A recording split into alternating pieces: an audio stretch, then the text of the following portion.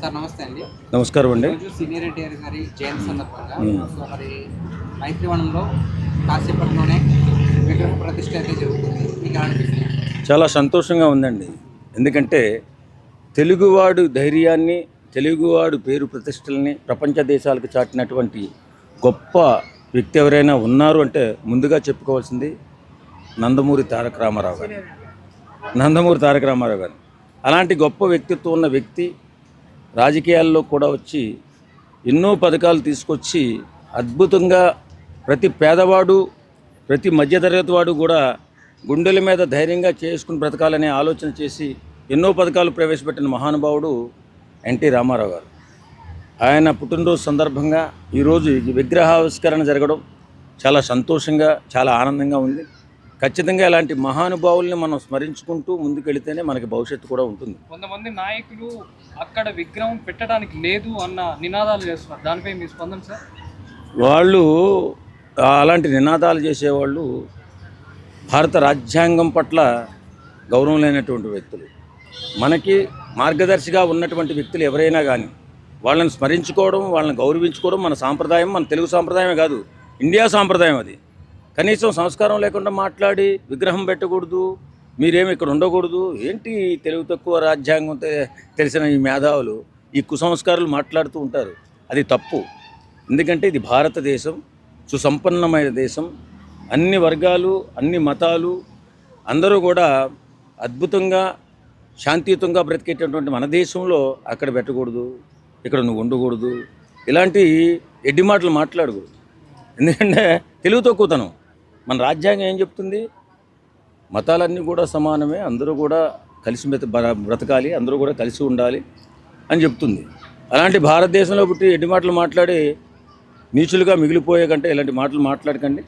ఖచ్చితంగా యుగ పురుషుల్ని మనం స్మరించుకుంటే భవిష్యత్తులో మన పిల్లలు, మన యువకులు వారి ఆలోచనతో వారి గొప్పతనం తెలుసుకుని బ్రహ్మాండమైనటువంటి అభివృద్ధిలోకి వచ్చే అవకాశం ఉంటుంది ఇలాంటి మహానుభావుల చరిత్రలు తెలుసుకుంటే. ఎందుకంటే వాళ్ళు సాధించారు, చూపించారు.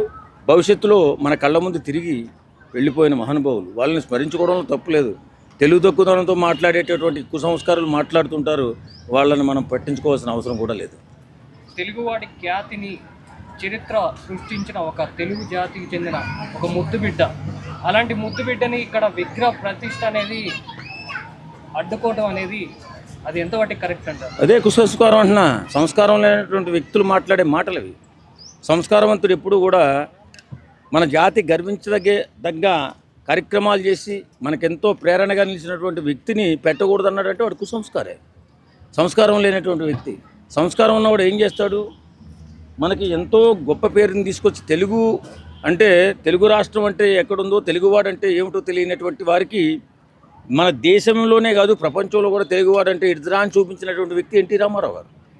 ఆయన అనతి కాలంలో ఒక సినిమా రంగంలో ఎంతో పెద్ద స్థాయికి వెళ్ళి అనతి కాలంలో రాజకీయ పార్టీ పెట్టి ముఖ్యమంత్రి అయ్యి తెలుగువాడు సత్తా చూపించి ఇది తెలుగురా, మేము తెలుగువాళ్ళం, మా గౌరవం ఇది, మా గర్వం ఇది అని చెప్పినటువంటి వ్యక్తి మహానుభావుడు ఆయన మన నందమూరి తారక రామారావు గారు. ఆయన విమర్శిస్తూ మాట్లాడుతున్నారు. ఏమైనా బాబు, ఆయన ఎప్పుడైనా దోపిడీ చేశాడా, దొంగతనం చేశాడా?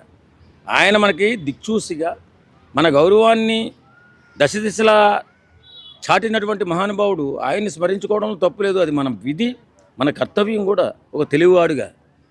ఆయన విగ్రహం పెట్టకూడదంటే ఎంత వెనకబడిపోయి ఉన్నారు. రాజ్యాంగం పట్ల అవగాహన లేక, చరిత్ర పట్ల అవగాహన లేక, మూర్ఖులుగా ఇంకా ఎడ్డోళ్ళలాగా బతుకుతున్నారంటే మిమ్మల్ని ఏమనుకోవాలో నాకైతే అర్థం కావట్లా. ఏదేమైనా ఈరోజు ఆ భగవంతుడు ఎలా ఉంటాడో మనకు తెలియదు. రాముడైనా, కృష్ణుడైనా, శివుడైనా, కానీ ఈయన ఆ వేషధారణ చేసి వాళ్ళు ఎప్పుడైనా మనం స్మరించుకున్నా ఆయన రూపమే మన మదిలో కదిలేటటువంటి గొప్ప అవకాశాన్ని మనకిచ్చి ఆయన వెళ్ళిపోయారు. అలాంటి మహానుభావులని మనం స్మరించుకోవడం, పూజించుకోవడం, మన గౌరవించుకోవడం మన సాంప్రదాయంగా చేసుకోవాలి.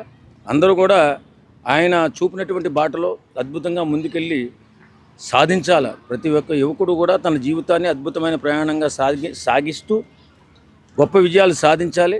ఇలాంటి సాధించిన వాళ్ళలో ఎన్టీ రామారావు గారు ఏ రకంగా మన తెలుగు రాష్ట్రాలకి, తెలుగు ప్రజలకి పేరు తీసుకొచ్చాడో అలాగే మన బిడ్డలు కూడా పేరు తీసుకురావాలని కోరుకోవాలి. అంతే. చంద్రబాబు